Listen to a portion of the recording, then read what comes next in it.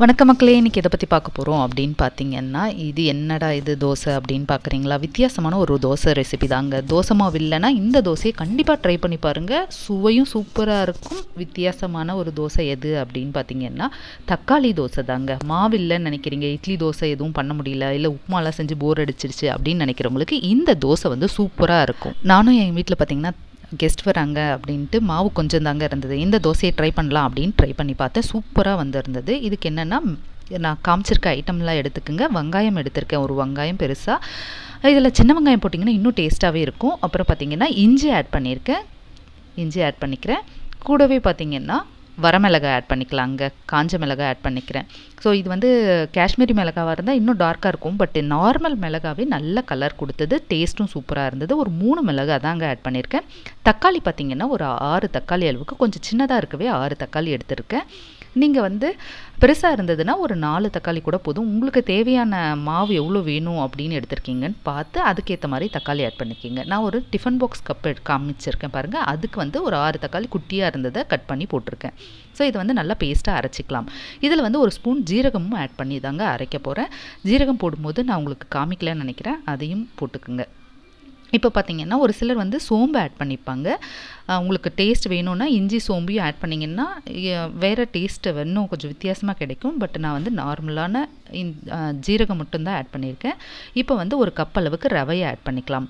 டெய்லியுமே ஒரே மாதிரி இட்லி தோசை இந்த மாதிரி பண்ணுவீங்களா? இந்த தோசை வித்தியாசமாக இருக்கும். மாவு இல்லை அப்படின்னிங்கன்னா, இல்லை ஊர்லேருந்து வந்தோம் திடீர்னுட்டு யாராவது வராங்க அப்படின்னிங்கன்னா இந்த தோசையை வந்து நீங்கள் ட்ரை பண்ணலாங்க. கெஸ்ட் யாராவது வந்துட்டாங்க, நிறைய வெரைட்டிஸ் கொடுக்கணும் தோசையிலேன்னு நினச்சிங்கன்னா, இல்லை தோசைக்கு பதில் இந்த மாதிரி வேறு ஏதாவது கொடுக்கணுன்னா இந்த தோசையை கண்டிப்பாக ட்ரை பண்ணி பாருங்கள். டேஸ்ட்டும் சூப்பராக இருக்குங்க.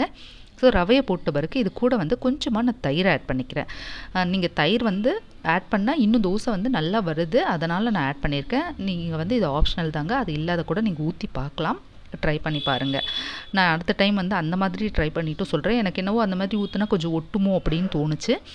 நான் பார்த்ததுலேயும் வந்து நான் கேள்விப்பட்டதுலேயும் வந்து தயிர் ஆட் பண்ணால் இன்னும் நல்லாயிருக்கும் அப்படின்னவே இதையும் ஆட் பண்ணி தான் செஞ்சுருக்கேன். ஸோ இதை வந்து அந்த மாதிரி ஆட் பண்ணிக்கலாம். அடுத்ததை பார்த்திங்கன்னா சால்ட் ஆட் பண்ணிக்கலாங்க. தேவையான அளவு சால்ட் ஆட் பண்ணி இதை வந்து நல்லா பேஸ்ட்டாக அரைச்சி எடுத்துக்கோங்க. 2 கிளாஸ் தண்ணி ஆட் பண்ணி நான் நல்லா பேஸ்ட்டாக அரைச்சி எடுத்துகிட்டு வந்துட்டேங்க. மாவு எப்படி நம்ம தோசைக்கு அரைப்போமோ அந்த மாதிரி அரைச்சி எடுத்துகிட்டு வந்துடுங்க. இப்போ இது வந்து ரெடி ஆயாச்சு. பார்த்திங்கனாலே தெரியும், இந்த மாதிரி இருக்கணும். கொஞ்சம் வந்து எனக்கு அங்கங்கே தக்காளி வந்து அப்படியே நின்ன மாதிரி இருந்தது, அதனால் அதை மட்டும் எடுத்து மறுபடியும் ஒரு ரவுண்ட் அரைச்சி போட்டிருக்கேங்க. அந்த மாதிரி வந்தால் தோசை வந்து உங்களுக்கு அங்கங்கே மொத்தமாக தெரியும். அதனால் நீங்கள் மறுபடியும் அதை பார்த்து அரைச்சி மறுபடியும் இதில் போட்டுக்குங்க. பாருங்கள், தோசை மாவு தயாராகியாச்சு. ஆல்ரெடி என்கிட்ட வந்து நார்மல் தோசை மாவு இருந்தது பாதி, அது பத்தாது அப்படின்றதுக்காக ஆப்ஷனலாக இதையும் செஞ்சுருந்தேன். இதுக்கு வந்து வெறும் தேங்காய் சட்னி சூப்பராக இருக்குங்க. நீங்கள் அதை ட்ரை பண்ணி பாருங்கள். வெறும் தேங்காய் போட்டு பச்சை மிளகாய் போட்டு அரைப்போம் இல்லைங்களா, அந்த சட்னியே சூப்பராக இருக்கும். பாருங்கள் எவ்வளோ நல்லா வந்துடுச்சு மாவு.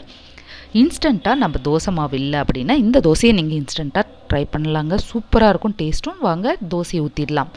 எப்படி வருதுன்னு பாருங்களேன். இது வந்து நான் உடனே நம்ம கொஞ்சம் உடனே ஊற்றும் போது கிறிஸ்பி நல்லா வருது. கொஞ்சம் ஊற வச்சிட்டோம் அப்படின்னா அந்த வந்து கிறிஸ்பினஸ் வந்து கொஞ்சம் கம்மியாக தான் இருக்குது. அப்போ என்ன பண்ணலாம் அப்படின்னு பார்த்தீங்கன்னா, ஒரு ஸ்பூன் அளவுக்கு ரவையை கலந்து அந்த இன்ஸ்டண்ட்டாக ஊற்றும் போது உங்களுக்கு வந்து இன்னும் கிறிஸ்பியாக கிடைக்கும்.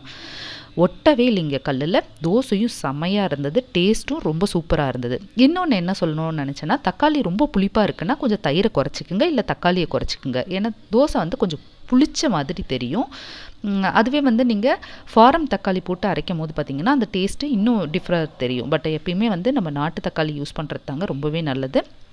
இதில் எண்ணெய் ஊற்றி நம்ம திருப்பி போட்டு எடுத்தோம்னா அவ்வளோ அருமையாக இருந்தது. தோசை எடுக்கும் போது உங்களுக்கு தெரியும், சுத்தமாக ஒட்டவே இல்லை, அது மாதிரி இல்லாத மெலீஸாக வந்தது. நல்லா இன்னும் ஒரு ஸ்பூன் ரவையை போட்டு நீங்கள் இன்ஸ்டண்ட்டாக ஊற்றும் போது பார்த்திங்கன்னா இன்னும் கிறிஸ்பியாக வரும். இதுக்கு வந்து நான் சட்னி தாங்க வச்சுருக்கேன். தேங்காய் கடலை அப்புறம் வந்து கொத்தமல்லி கொஞ்சோண்டு போட்டு அரைச்சிருக்கேன். சூப்பராக இருந்தது. இந்த மாதிரி யாராவது கெஸ்ட்டு வந்துட்டாங்க அப்படின்னா நீங்கள் இன்ஸ்டண்ட்டாக தோசை மாவு இல்லை அப்படின்னாலும் இந்த தோசையை நீங்கள் கண்டிப்பாக ட்ரை பண்ணி பாருங்கள். டேஸ்ட்டும் சூப்பராக இருந்தது. ட்ரை பண்ணிவிட்டு எப்படி இருந்ததுன்னு கமெண்ட் செக்ஷனில் கமெண்ட் பண்ணுங்கள். ட்ரை பண்ணி பார்த்துட்டு பிடிச்சிருந்தா கண்டிப்பாக எனக்கு கமெண்ட் பண்ணுங்கள். அது மட்டும் இல்லாத உங்கள் ஃப்ரெண்ட்ஸ்க்கும் ஷேர் பண்ணுங்கள். இதோட நெக்ஸ்ட் வீடியோவில் பார்க்கலாம். தேங்க்யூ.